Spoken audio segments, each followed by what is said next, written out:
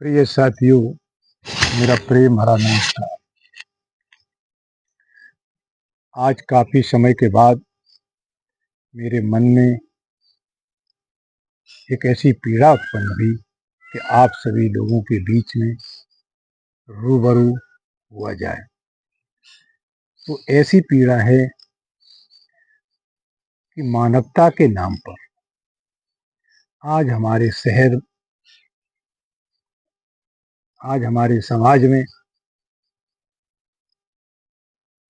जहर घुलता चला जा रहा है। हम देख रहे हैं जातिवाद के नाम पर इतना बड़ा जहर उगला जा रहा है जो थमने का नाम नहीं ले रहा है। मेरे समाज के बुद्धिजीवियों, आप सभी का, हम सभी का, जो भी इस देश का नागरिक है, उसका कहीं न कहीं देश में, समाज में, घर परिवार में अपना अपना योगदान है। जो जैसा है वो अपना योगदान दे रहा है। अगर हम अच्छे कर्म कर रहे हैं तो हम अच्छा योगदान दे रहे हैं। अगर हम बुरे कर्म कर रहे हैं तो हम बुरा योगदान दे रहे हैं। अच्छे कर्म करेंगे, जो उसका योगदान है, तो उसके अच्छे परिणाम भी मिलेंगे। और जब हम बुरे कर्म करेंगे, चाहे वो किसी भी क्षेत्र में हो, किसी का भी हो, तब उसके बुरे परिणाम ही आएंगे। इसलिए हमें मानव होने के नाते ये जरूर सोचना पड़ेगा कि हम कर्म किस तरीके का करें। वो कर्म चाहे सामाजिक हो, चाहे आर्थिक हो, चाहे राजनीतिक हो, चाहे शैक्षणिक हो, चाहे हमारे जीवन में जीने की जो व्यवहारिकता है उसका हो, हम अपने समाज में न्याय और अन्याय किस तरीके का वातावरण पैदा कर रहे हैं उसका हो। मतलब ये सारा सब कुछ हमारे ऊपर ही निर्भर करता है। अगर हम अपने इस विवेक से ये सोच लें कि जो हम कर रहे हैं वो गलत कर रहे हैं, ये सही कर रहे हैं, ये जिम्मेदारी मेरी है। हम क्या करते हैं कि हम एक गलती करने के बाद अपनी गलती को छिपाने के लिए हम उससे बड़ी दूसरी गलती करते हैं। हम अपनी बुद्धि का जो प्रयोग सही दिशा में करना चाहिए वो हम गलत दिशा में करते हैं। क्योंकि जो हमने कर्म किया है, चाहे कोई हो, किसी भी जाति का हो, किसी भी धर्म का हो, छिपाने का कार्य करते हैं। क्योंकि हम जो कर रहे हैं वो सर्वश्रेष्ठ है, आप कर रहे हैं वो गलत है। जो ऐसी नियति हमारे समाज में बनी हुई है वो हमारे समाज को ऐसी दिशा में लेकर के जा रहा है कि एक दिन ऐसा आएगा इस दशा के कारण कि सब एक दूसरे से नफरत करेंगे, जिससे हमारा घर परिवार विध्वंस होगा, हमारा समाज विध्वंस होगा और हमारे देश की बहुत बड़ी क्षति होगी। चाहे हम पैसे वाले हों, चाहे हम गरीब हों, लेकिन हमारा वातावरण स्वच्छ होना चाहिए, साफ होना चाहिए।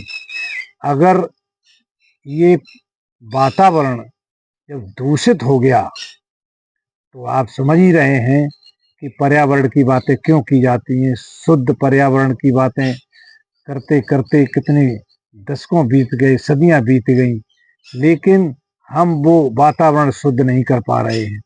क्योंकि हमने अपने ही द्वारा बनाए हुए सारे कर्मों से इस वातावरण को दूषित किया है। और आज हम अपने ही कर्मों से अपनी मानवता का जो वातावरण है हमारा, तो शुद्ध होना चाहिए, प्रेम होना चाहिए, भाईचारा होना चाहिए, सबके साथ मिलजुल करके रहना चाहिए। ये वातावरण जो दूषित हो रहा है हम लोगों के द्वारा हो रहा है, इस पर सबको सोचना पड़ेगा। ये किसी एक व्यक्ति की जिम्मेदारी नहीं है, एक समाज की जिम्मेदारी नहीं है, हर नागरिक की जिम्मेदारी है, जो भी जहाँ पर है। इसलिए हमारा सभी से निवेदन है कि आइए हम सब मिल करके, अगर कहीं कोई अन्याय, कहीं किसी प्रकार की बात होती है, तो ये बुद्धिजीवियों का चिंतन होता है कि उसको किस तरीके से उसका निर्वहन किया जाए, उसको किस तरीके से उस खाई को पाटा जाए। ये नहीं है कि हम बुद्धिमत्ता उसमें दिखाएं कि उस खाई को पाटने के बजाय उस खाई को बढ़ाएं। जैसा कि हम ये देख रहे हैं, काफी दिनों से ये चर्चा में एक माहौल चल रहा है भगवत कथा वाचकों का। मैंने ये माना कि भगवत कथा वाचक कथा पढ़ने गए थे। आपने आरोप लगाया कि उनके ऊपर आईडी 2 थी। अरे मैं ये कहता हूँ, आईडी 2 थी या 3 थी या 5 थी, उससे क्या था। अगर आपको कथा नहीं सुननी थी तो न सुनते। ये कहते कि आप लोग जाइए, हम आपसे कथा नहीं सुन सकते। फिर एक जाति सूचक उससे उनके सर मुड़वाए गए। सर मुड़वाने के बाद नाक रगड़वाई गई, पैर छुआए, जो भी आपने किया, अपना कुकृत्य किया, ठीक है। आपकी जो भावनाएं जो थी आपने किया। उसके बाद आपने उसी परीक्षित महिला का मूत्र का छिड़काव करके और ये कहा कि ये अब आप शुद्ध हो गए हैं। ये कहाँ का न्याय था। अब मैं उन बुद्धिजीवियों से पूछना चाहता हूँ जो इस पर बात करते हैं। पहले मैं भी कहता हूँ, उन भगवत कथा वाचकों की बहुत बड़ी गलती है। उन्हें जबकि ये पता है कि हमें जो कथा जो कहनी है वो कहाँ कहनी है, अपना भी तो विवेक लगाते। कहाँ कहनी है, किनके बीच में कहनी है, कौन मेरी कथा को सुनता है, कौन नहीं सुनता है, ये उन्हें भी विवेक होना चाहिए था। फिर अगर वो अपनी दूसरी आईडी बना करके अपने आप को ये शो कर रहे थे कि हम उसी समाज के हैं, उन्हीं के बीच के हैं, तो सबसे बड़ी गलती उन्हीं कथावाचकों की है। मैं इस बात को मानता हूँ। लेकिन जो आपने कृत्य किया वो उससे भी बड़ा घिनौना कृत्य किया है, जो एक मानवता को सार सार करता है, मानव जीवन के लिए निंदनीय है। क्या इस कलंक को आप छुटा पाएंगे जो समाज में जो आपने किया है। अब कुछ लोग इस बात पर उतरे हैं, अपने आप को बुद्धिजीवी मानते हैं। वो कहते हैं कि नहीं, वो कथावाचक थे, वो गए वहां पर, उन्होंने डबल आईडी बनवाई, फिर उन्होंने किया, फिर वो जाटक थे, फिर वो या नीच हरकतों पर उतर आए। आप भी थोड़ी सी शर्म करो। वो एक महिला जिसने मूत्र डाला, क्या उसका मूत्र इतना पवित्र है? इसकी आप बात ही नहीं कर रहे हैं। आपको ये भी कहनी चाहिए कि उस महिला ने जो मूत्र छिड़का वो गलत है। और मूत्र छिड़कने के बाद फिर उस महिला ने उन कथावाचकों की झूठी रिपोर्ट थाने में लिखवाई कि इन्होंने मेरे साथ छेड़छाड़ की। ये हम रास्ते में जब जा रहे थे, पूजन कथा का हो रहा था, तब बार बार छेड़ रहे थे।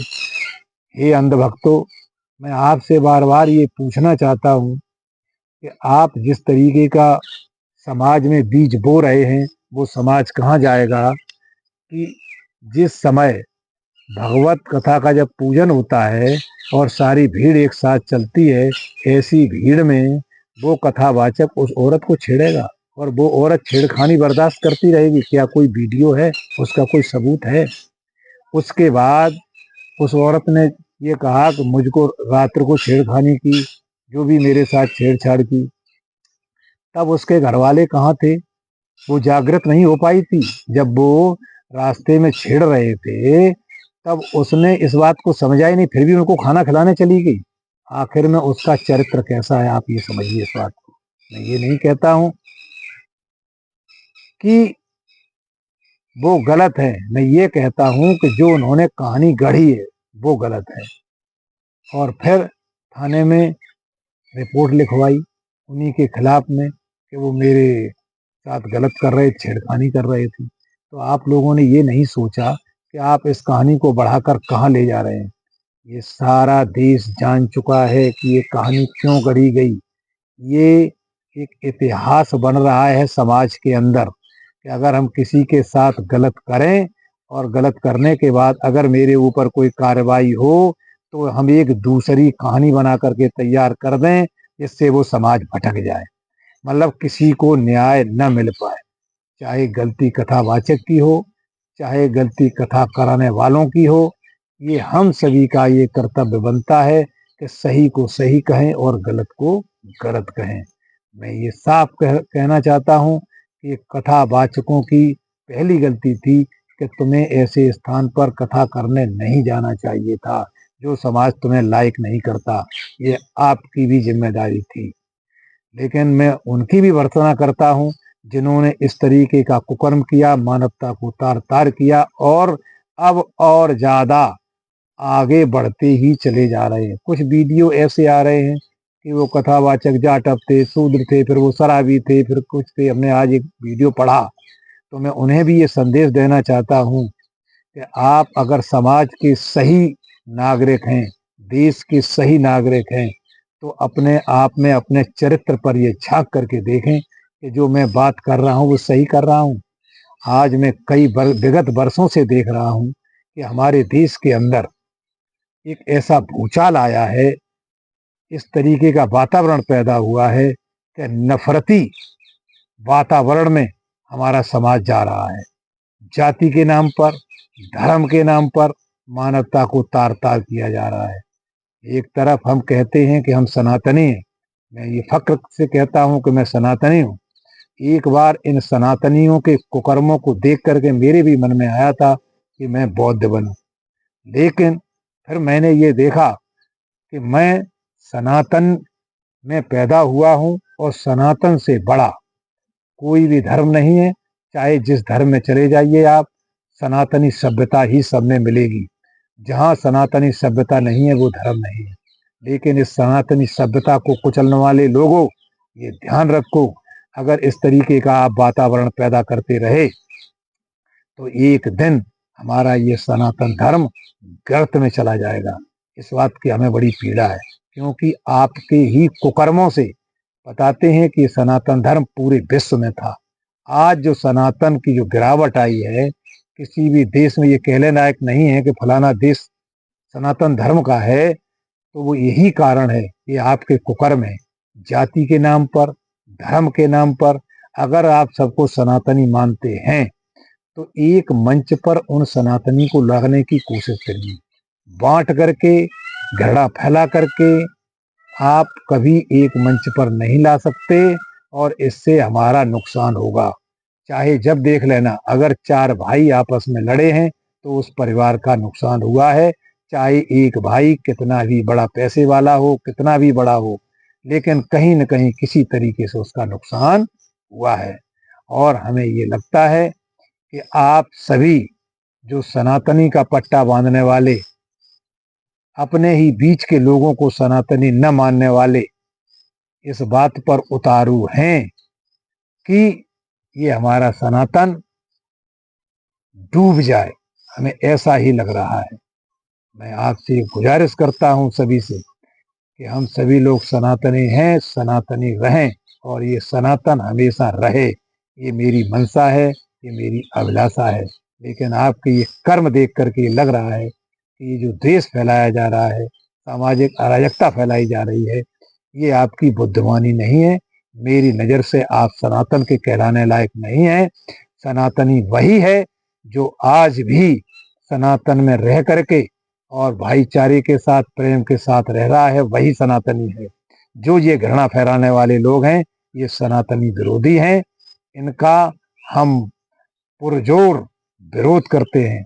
ऐसे लोगों को मान्यता नहीं देते। तुम समाज के लायक नहीं हो। इसलिए मेरा सभी से अनुरोध है कि एक बार जरा सोचें, विचार करें और अपने समाज को आगे ले जाने का कार्य करें। तभी हमारी ये मानवता कायम रहेगी, हमारा ये जीवन कायम रहेगा। और इन्हीं शब्दों के साथ मेरी पीड़ा जो है, मैं उससे ये सारी बातें व्यक्त कर रहा हूँ। अगर आपको अच्छी लगे तो उसको कमेंट बॉक्स में ज़रूर बताएं, खराब लगे तब बताएं।